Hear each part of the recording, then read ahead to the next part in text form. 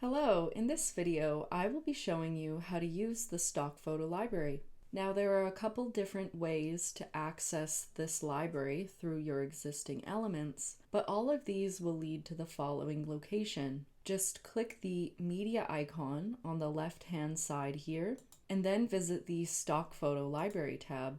And now we can search for an image that we would like to add. For example, if we have desserts on our website, we could add an image of cupcakes and then just click go to search here, and we can browse from hundreds of different images that we could use on our website.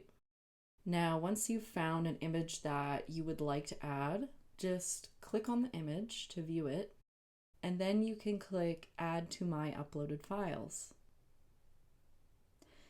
Alright, now it has indicated it has been added to our library. We can go back when we are done by clicking Your Uploaded Files up in the top left corner. And now you can see that we have this stock photo image added to our library. Now it will be given a unique name. Usually it is a few letters and numbers.